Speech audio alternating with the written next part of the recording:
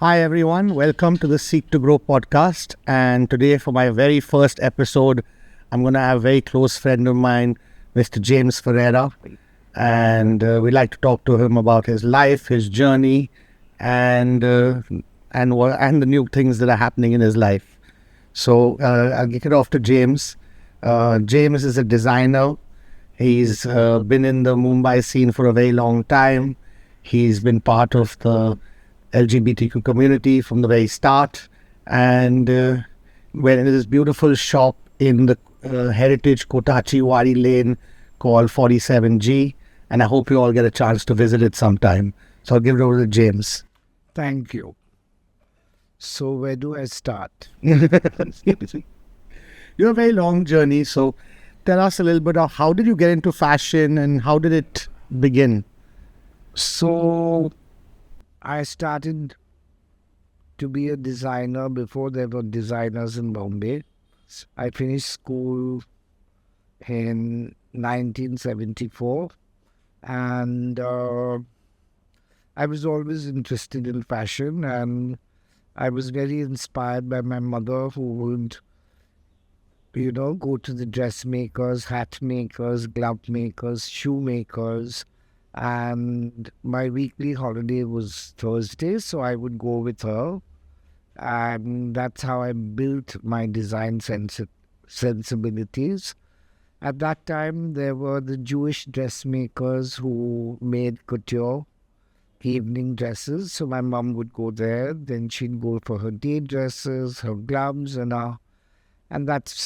and then when one of these ladies died, one of the Jewish ladies died, my mum transferred the workshop upstairs. And so I've always had a workshop around me from the age of 12. And I started studying in my school vacations with a lady who lives down the lane. And at that time, since there were no colleges, in any case, my father didn't want me to be a designer. He didn't support me.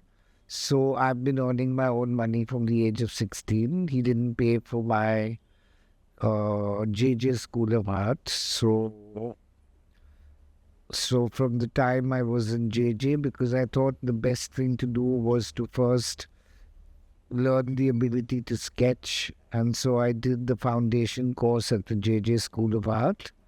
And then when I finished that, I started doing cutting with Cheru Cooper.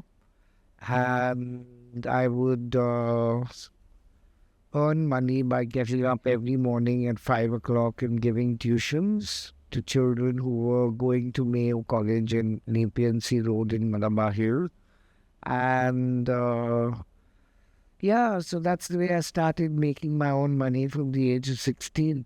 That's very commendable. I think people today don't make their own money till the age of 25, I 30. think it's just your dream of what you want to be. And I've always wanted to be a designer. And in the end, my family understood that nothing was going to stay in my way. And I was just going to do it in my way, which I did. I think that's very important for people to understand that they have to follow their dreams and do. I'm very lucky that I have a dream I can follow and I have a profession that I love, because then work is not work, it's passion. Yeah. So I've been a designer now for 50 years, and there's another 50 years more. Yeah, we look forward to it. But any defining moments you could say in your journey? Oh, I was a wild child. I was part of Bombay society of the early 80s, which was very wild. I told my parents I was gay when I was 21 years old, and that was in about, if I am today, 69. So that was many years ago, I can't count, 48 years ago. And so they were very supportive. I was very lucky. They were more supportive about me being gay because I was already earning my own money, and they knew that I would have done what I wanted, and there were some really beautiful moments in my life when my father sat with me and told me, when I said to him, I'm really sorry that I'm gay. And he said, you don't need to be sorry, you're my son. And the only thing you do is hold yourself with integrity, don't force yourself on anybody, and be careful and keep close to your family because it's a lonely life. And I think that was beautiful because I see today a lot of gay people being thrown out of their homes and, not being accepted by family and friends. And I just can't believe how blessed I am that because, when you have your family besides you, you don't need anything else. Nobody else in the world can fuck you up because your family knows, and that's the most important thing. And then in 1984, I was kind of conned into doing the first gay interview in India, and which was supposed to be a punk interview. And kind of that was, for me, a bit sad because even though I had told my parents I was gay, it was not something I would have wanted to shout from the rooftops. I think being gay for me is so normal that, I mean, it's as normal as you being straight, or it's just sexuality. I mean, it's something which is just so really not important in your life and in your professional life, as long as you hold yourself with integrity. Unfortunately, because of that one interview, whatever happened later, it was always pinned onto me because I was the openly gay person, which was, I mean, it did color my life in a very different way. But then again, I was outrageous. Yeah, I've seen some of your photos, I was totally outrageous. I had the longest hair. I wore makeup in the 80s. I wore dhotis and lungis in the 80s when nobody dreamt of doing it. I was very wild. But it was a beautiful wildness where we had fun without the whole burden of what you're wearing and who you're wearing. And today life has changed. I don't think it had the simplicity and the beauty as how we spent our childhood and also the innocence. That's definitely. Yeah, we were innocent children who were wild and we did what we wanted. And yeah, and it was, I think, one of the most exciting times I've ever had. I have no regrets about all the wildness which we did. We were banned from the Taj. We were just totally outrageous. We shocked people. We were a group of about 10 queens who descended on parties and were really backed out. But I don't think there was any vulgarity in what we did. I think we tried to keep within those Yes, it's very norms, important and, to. I think it's also, I don't know, it was nice. We kept our family ethics about being, well brought up and respectful and everything else, in the same time being as wild as possible. I think that's important. And I've always earned my own money, so I've always worked. So for me, it was working in factories. I started working in Purple Pussycat, which was a boutique at Colaba Causeway Electric House. So from there, I went to Orcas, where I worked in a factory and export. And then from there, I went to various boutiques. Then I went abroad to study to work with Zandra Rhodes. Then I went to Delhi to work with the government of India. I worked for CCIC. I worked for HHEC. You've done it all. Worked a lot. Yes, sir. And I was lucky because in my first job, I was, besides having the ability of learning to cut, which I thought was very important, I was taught to drape, which was also very important. It was not something anybody else in that time did. And yeah, and when I worked, I found out that in India, we don't train our support staff. So, as much as we are training designers, we are not training support staff to support the designers. And then with the whole, I mean, I don't know if my embroidery men or my tailors want their children to be embroidery men and tailors because of the pay scheme. So, I think, like, and especially when it comes to hand skilled workers.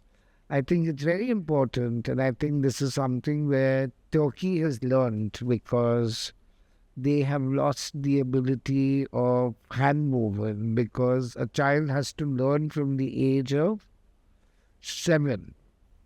It's from the age of 7 to the age of 14 that you develop the hand skills, the motor skills of your body, which are very important for things like dyeing, weaving, embroidery, and everything like that.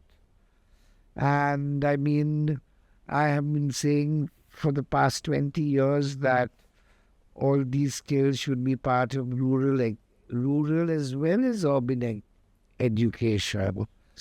Because I mean, these are what have made our country great.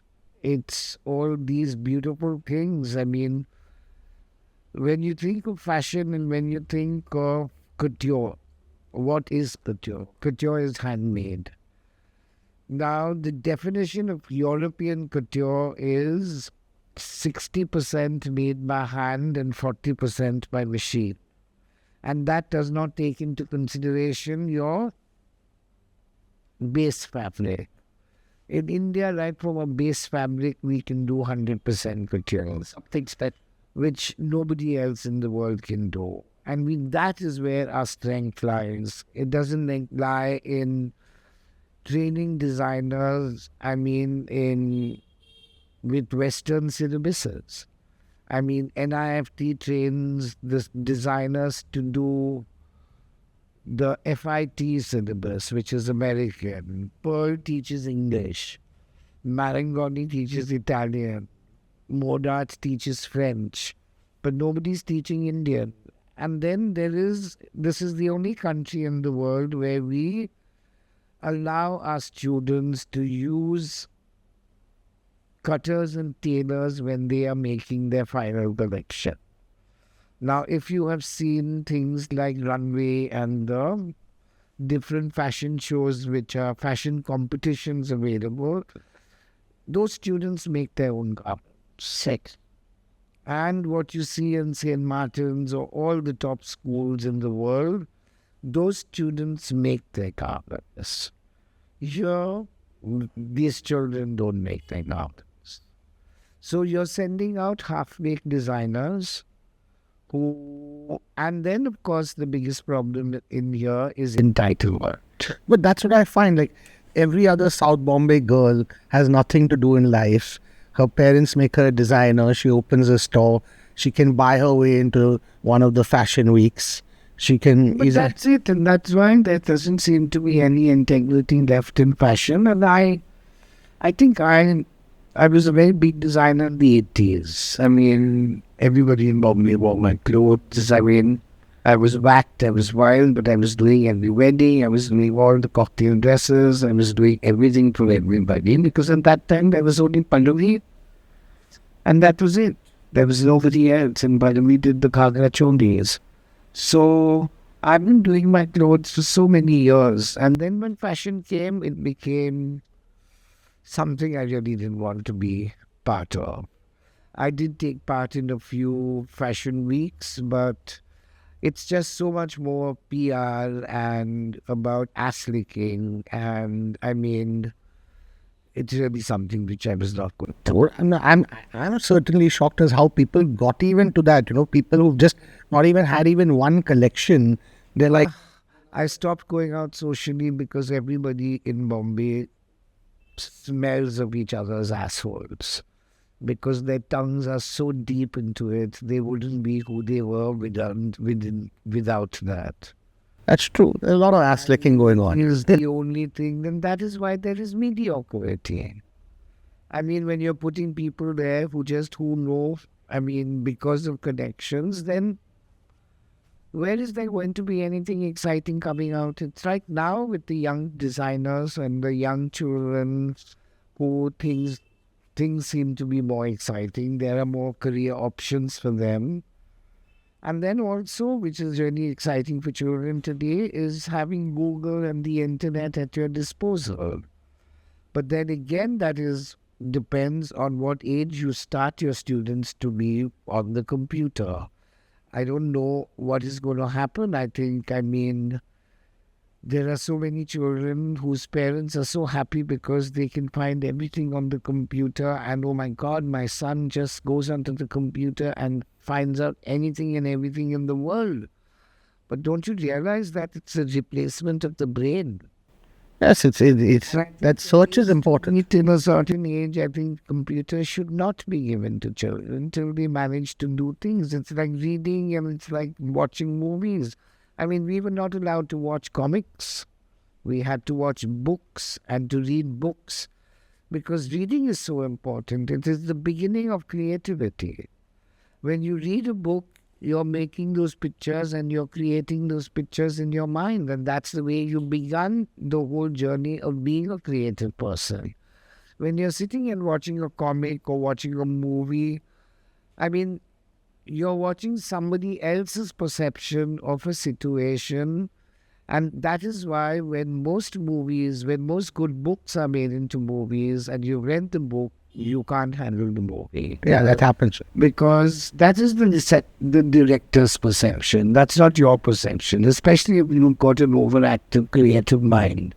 With that one book, you're stepping into the whole world. Now, and that's what book is. That's what the beginning of being a creative human being is. Yes, there has to be a search for creativity. It cannot be just...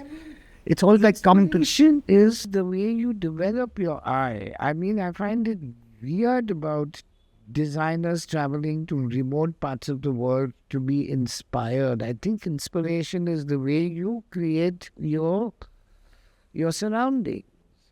I think for me, it's very important to live in beauty. And when you live in beauty, I can look at so many things in my house and be inspired. Because that is why I collect, to be inspired by all of these things around me. And for me, that is very important. I don't like to watch. I never open a fashion magazine. I never ever go to a fashion show. I don't want to. I mean, and I never compete with anybody, even though I'm not part of the whole fashion industry and I'm totally out of it. I look at design is like a potter throwing clay on a wheel. For me, it's throwing my fabric on the dummy and doing something different every time I throw it there. Because for me, that is the journey I want to take, to be able to, create beautiful things right out of my mind. Of course, I am sometimes inspired by somebody's color or somebody's cut because there's fashion all around you. So you cannot help but, indulge in it. But for me, plagiarization is something which is such a fine little thread, because to kind of win a plagiarization case, you need to have 5 differences between your original. It could be half an inch longer, or it could be a different color, or the zip could be put in a different way, or the button can be done in a different way. So it's very important. And for me, every time I put my designs on the rack, it's no longer mine. It's everybody's, because it's rare. Yeah. Like that way, I feel there is that fine line between plagiarization today, but there's so much of content out there. How do you even keep track of it? There are so many times when you think of something and then you see, oh my God, this guy's done the same thing. Yeah. And I've done it, and I think I'm the original. So I think the most important thing is to keep learning and to push. And to see that every time you do something, you push yourself to do it better, to do it differently. For me today, the clothes which I made in the 1980s, I do a lot of re-looking at them and reworking them and restyling them. And for me, that's such a pleasure because I'm taking something which was raw and then I'm refining it into something which is now going to be a classic. And for me, it's very exciting that clients who have bought my clothes in the 80s still come to me with dresses saying, I still wear it. And can you remake it? Because for me, that is the most important thing. The person wearing my clothes. I mean, that is why my garments flow on a lady. Because when I started designing, I realized, as I said, there was no support staff, there was no tailors, so I stopped. And besides no support staff, no tailors, there was a tradition of gents Western wear which never died out with the British. Because gents wore the suit pant, safari suit, but the women were pushed into the saris and into the salwar kurtas. And then, so then again, there was all the beautiful cutting went away, everything. We lost all those traditions of the karigaris, and we are still losing all those traditions. You know, the old chodi men, the old aligari pajama, the sherwani maker, all these traditional garments which were so beautifully cut and constructed, like the choli sleeve, which is the miracle of cutting when it comes to a fitted garment, because it gives you the ability, even though it's a fitted garment and it's not jersey, it has the freedom of movement, which is very important in everything we wear in India. It's all about comfort. It's all about doing multitasking. Like, I mean, with any of our clothes, a lady can wipe the floor and do everything and bend, and there's no restriction. I think it also has so much to do with weather conditions. Obviously, we live in the suburbs, in the tropics, so we don't need anything clinging to us. We need free flowing. For me, the most important thing is the base fabric.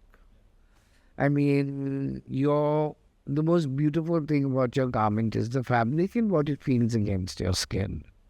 And that's half your battle won. And then you just design. For me, I still, again, enjoy the couture aspect, but I do it at a very nominal fee because I just love my work. And I've really never been able to take this further because obviously when you do things for love and you are who you are and you say what you want to say in a society which is all about hypocrisy and duplicity, it's impossible. It's very difficult But it's to be with all these, to get in with all these people. It's really very important to be happy. When I was a child, I was not told to go and build a palace for my parents. I was told to enjoy myself, to read, to improve myself, to be good to everybody else. Those were the sort of values we were brought up. We were never brought up to, oh my God, now go and kill that. And we lost that competitive spirit. But I think for us, just being good and happy human beings is very important. So I'd like to touch on one topic and this is something even that I've also not tried to understand is, does sexuality define an individual? Is it like, yes, it has affected your life, it's definitely affected your outcomes, but should it define your person? Not at all. As I said, sexuality is something which is, sex is something which is so necessary in a person's life. I think for me, sex has now just been brought down to the level of relieving myself every day. I mean, it's nothing more than that. And I think that makes me a better person because I'm not sitting frustrated. And a lot of my straight friends enjoy my company because I'm not sizing them up all the time. I'm not I'm not trying to flirt with them. I'm not checking out their bulge. I'm not checking out their apps. I'm just having a great conversation. And because I'm always sexually satiated. But with the current LGBTQ community, what I find is they've made it their identity. It isn't. It's no longer. I mean, if you're going to allow sexuality to dominate your identity, then it doesn't. I mean, there is so much more to life than that. I mean, it's just the development of your brain and development of your thinking powers and development of you as a person, which is very important. And that's very important. And then it's very difficult to be in a society which is forever judging and you're forever going out and you're from being social. So, for me, my alone time is very important. I spend more time being alone and doing my own thing than, especially as I've grown older. I mean, when I was young, I would party every day. Today, I hate leaving my house. I enjoy the company of a few people. I have very few true friends. I know everybody. I love entertaining, but I just can't go out to a restaurant too much. I can't go out to parties any longer. I find everybody very loud. Everybody's so obsessed. Everybody's with their phones. They're always recording. I mean, if you look at a concert today and instead of these people going wild at a concert, they're all standing there with their phones in there to record the conversation. Yeah. That's exactly. I mean, they've lost the whole ability to be able to enjoy the moment. Exactly. And that is the most important thing. And then again today, this whole thing of posing and your PR and this whole pouting and taking selfies and face whitening and beauty and all these apps to make you more beautiful, then most of the children don't look like what they portray themselves to be on their sites. Yeah, no, yeah, they So don't that is why again there is that whole you get catfish now, you know. No, that's why there is an inferiority complex building about in them. Because what they try, what they're seeing and what they're portraying and the good angles they've got and everything is not what they are. And I mean, and this is also in the with models. You ask models for their height, their size, and everything, and then when you really see them, it's just totally different. You know? I like yeah, but it's become like common thing to use a filter, use a little bit of those Common thing to use your filter, to use all of this for a photograph, but today it's a common thing. Today we celebrate plasticity.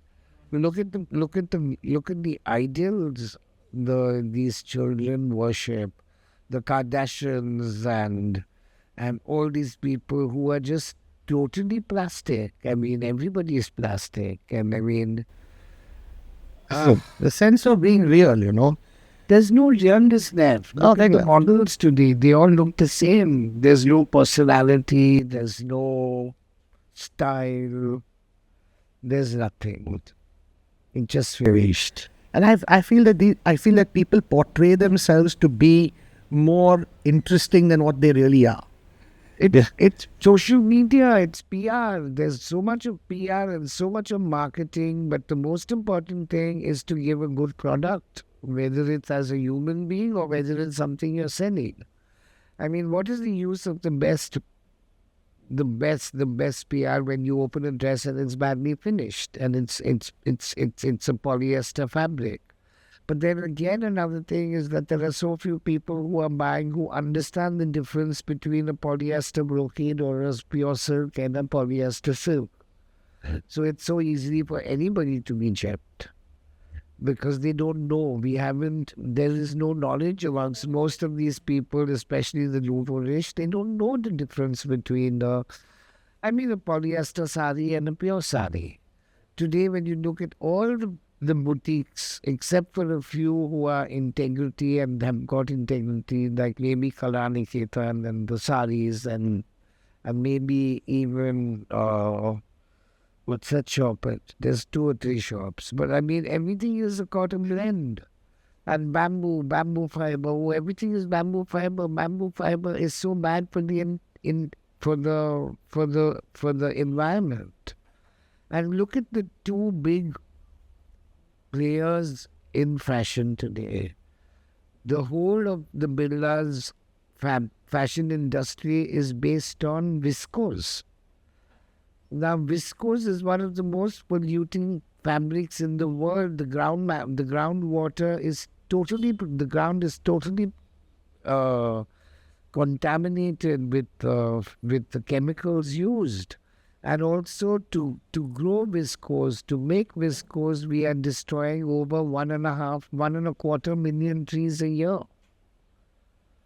So when most of the top brands have no integrity when it comes to environmental issues, and the most important thing is fast fashion, and that is what is available today. When all of these designers have sold out, most of their clothes are made in viscose, like the sari which was made for the Olympics, which was a print of a knee cut on a viscose.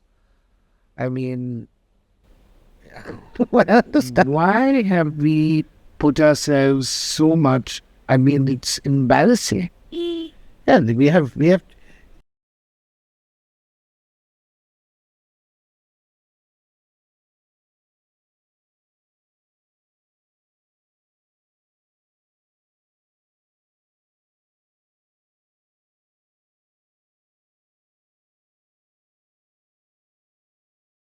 make-believe movie, because I understand. I've done fashion I did a lot of Hindi movies in the 80s. I did everything from Shahenshah to Disco Dancer to everything.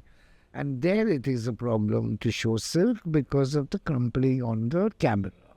It doesn't fall beautifully. There are too many wrinkles. And that is where you use those fabrics because of the necessity in front of the camera and the sweating and so many other things, the sweat marks showing. So that is why for film, especially for Hindi films, where everything is make-believe, you want those cardboard-like pants and those trousers, those shirts which look, there's no crease, and that's the whole look. And that's the unrealness again of our Hindi cinema as it was in the beginning. When you look at an international film, it doesn't matter if you're wearing a linen suit which is crumpled or something. It doesn't have to be creaseless. It doesn't have to look as though it's just come off a hanger.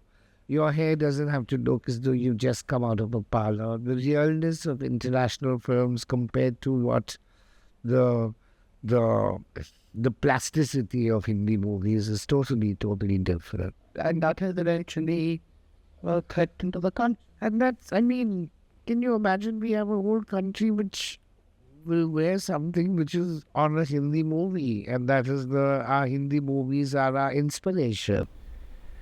And now there are these fast fashion brands that I've heard of now that if they see a celebrity wear it, in a matter of a week, they start selling the same design, the exact same copy. But that's it. That's all over. But right now, the only person who's taken a step against fast fashion is France, where if you buy fast fashion, there is a percentage you pay, because that is because I mean, look at the landfill, look at the clothes, the amount of clothes we are churning out. Look at it. I mean, we are drowning ourselves in plastic and clothes. Yeah, there's too much. People have too many clothes. Yeah. You actually don't need also that many. And then the designer fiascos with the bags being created in China and overpriced to an extent. And again, it's also the conversations you encounter when you go out at night. It's all just so vapid. It's all about, oh, what a beautiful bag you have. And I think this whole thing is just everything is finished. It's all finished. They've got a little bit fast, too boring for words. It's I mean, they are. And I think one more thing I think was very important for you is that I think you said is that your the image that you process to yourself and your close ones, and the image that you give out to the in your professional life. I think a lot of people are finding that balance. No, the thing is that we live with different masks, and I decided long time ago when I was open about my sexuality that I was going to be one person and one face for everything. So whether I'm meeting the Queen of England or whether I'm meeting whoever, or whether I'm meeting the beggar boy who comes to sell his little tissue papers, or the delivery boys, or my tailors. Everybody for me is one. Okay. I think as a child I stopped studying Hindi Marathi from the third standard because they taught me two tumor up in a very Christian manner. Yeah. You know, two is for people below you, tum is for people on your level, and up is for respect to people who you respect. And I remember that I stopped studying from that day, and I went and I spent as much time with my maids and the people who worked, and my parents would ask me, but why? And you says it's just that, you know, I mean, they're not with their parents, they're living here alone, I just want to keep them company. And it's only days, I mean, I didn't really understand at that time why I was doing it, except that I spent my whole Hindi and Marathi time to do the examination, writing note not interested on the cover page, and then drawing flowers and birds and everything. So I just stopped studying Hindi Marathi from this third standard because of the discrimination between people. We all have two eyes, one nose, one mouth, 2 ears, 2 hands. Whether we are black or brown or blue or green or whatever, we are human beings. Yes. And we have to come together. Let's not get into that. Yeah. Yeah. But, so another few things I want to touch on is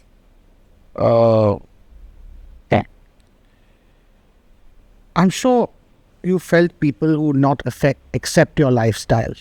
You definitely felt it. And how have you dealt with that? It has The ever world is affected you? such a big space.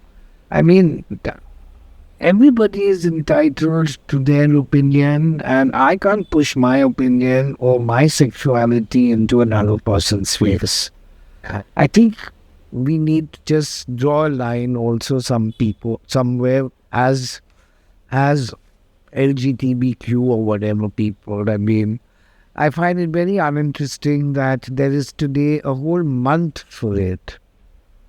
Why? And that means, what does that mean for the rest of the 11 months you're not LGBTQ or whatever? I mean, you're wearing it with pride. You don't need to have a month to justify yourself. Why do you need it?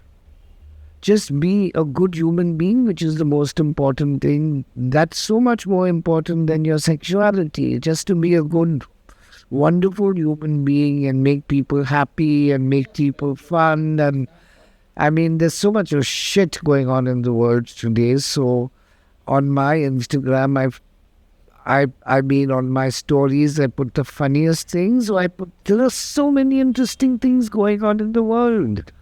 Batteries which are made out of trees, solar energy being tapped out of the most insane things, solar power which can be painted on film, the new sort of construction. There's this whole new world of AI work opening up for these young kids. There's so much excitement happening in the world. Be caught up with the excitement of living rather than sitting and thinking about your sexuality. Yeah, I think, people need to get out of it. And there's so much the world has to offer. And I think at this point in life, this social media in a way has taken us apart more than ever. Of course it is. I mean, I really don't want to comment on any of these things because it's sad what we have done to, and what we have done to each of our countries. And how we've all become so narrow-minded. But I think the very sad thing here is education and the way education is going. And when I look at the Chinese on Instagram, the Japanese and the Chinese who are taught to cook and to clean and to do everything from the time they are 2 to 3 years old. I mean, their schools teach them building and tailoring and growing things and cooking their own food and cutting their own vegetables and being self-sufficient. I think the most important thing our education should do is to make us self-sufficient human beings. I didn't even know how to cook till I went to London when I was 23. I didn't know how to make a cup of tea. Yeah. And that was embarrassing. Yeah. You don't realize that when you're young. But I think we did do work. We helped clean the house and we did our own share of chores and everything. But we never did things we were not taught in schools. Carpentry. We don't teach ourselves to be anything but pallets. And the whole education system is kind of warped. Yeah, it's focused just on subjects that who knows if the person will actually even... But let's not even get into subjects because of what is kicked out into subjects today. Just life skills is so important. Yeah. And also when you're traveling abroad or whatever, when you go to get a job abroad, I think that the people who go abroad should first be taught how to behave in a certain society. Yeah, that's exactly what's happening. The culture of the place should be taught to the person. What is the culture? How do you greet each other? What is not right? So there are these classes which need to be given to people going abroad where they prepare them to go to the country they're going so that they don't make the mistakes we make all over. And to be sensitive to other people anywhere. Yeah, you have to adapt and assimilate. But I feel the Indians don't do that. They don't. Like I was... You know, beginning to that. I know. All just so complicated today. You can't say anything without disturbing 5,000 other people with what you've said. So, when it comes to all of this, I suppose, just be yourself. Be a good human being. And don't harm each other with your... And have some civic... I would say have some civic sense. Civic sense and self-respect. Yeah, sure. That's really important. I feel like you should not be the one creating the disruption in society. You have to live with everyone in peace and everyone has to respect you. At the end of the day, I think that's very, very important. I think if we just respected each other and respected each other's space, that would be very interesting. I think everyone wants to know everything. Everyone's become too curious a cat. Everyone wants to know everything. Just keep your mind occupied and just keep yourself occupied through the day. And I think the most important thing is make use of all the talents which God has given you. I think we have been sent into this world with certain things which we can do and we can't do, and we just need to do the best of our ability and to be thankful for what we have, which is very important, and to always be satisfied with what we have and to make do with what we have. I think for me that's very important. It's really not impossible. Of course I would, and live within your means. There are some things you can do and some things you can't. And there are some things people can do and some things that people can't. And if they can do it with the money they have, that's their prerogative. Why am I going to say anything about it? No, but this is where the social media has created the inadequacy, where people are seeing things that they might never be able to. By social media, look at, you open your newspaper and you open your phone and you see what is being inspired, what is being sold today. A home which is 45 crores and a car which is the same, whatever crores or lakhs, and it's all for the rich. So can you imagine these people with nothing looking at this every day? They Yeah, get up? I would. It would be a very difficult What is existence. there? What do you feel? How many years is you going to work to be able to get something like this? Well, What is life of? I mean, I hate leaving the house because there's so much of inequality around. It just upsets me to the core. There are too many people with too much, and there are so many people with nothing. that's true. That's the story of India. Everywhere, it's the world. We come to a place where consumerism and the billionaires and the oligarchs, everybody, they rule us, and everything is for their benefit. Yeah, we can't. That's it. That's right. And we are just the little worker bees. Yeah, the work of So have as much of sex as possible. Enjoy yourself. Expand your mind and have fun. Forget about the rest of it. It's true. I have a last few things to go over here, like a little bit about culture. I'll slap you when last thing has been happening for the past 10 months. Okay, just a little bit about culture. The hottest new designer. I don't like to comment on design. And I mean, there are some really lovely designers, especially the Indian ones who are gone abroad. They're doing some fabulous stuff. Yeah, that's fantastic. And even some of the Indian designers and very good stuff. Especially the young boys and children. They're doing very good stuff. Any celebrity style that you think who has a real sense of style?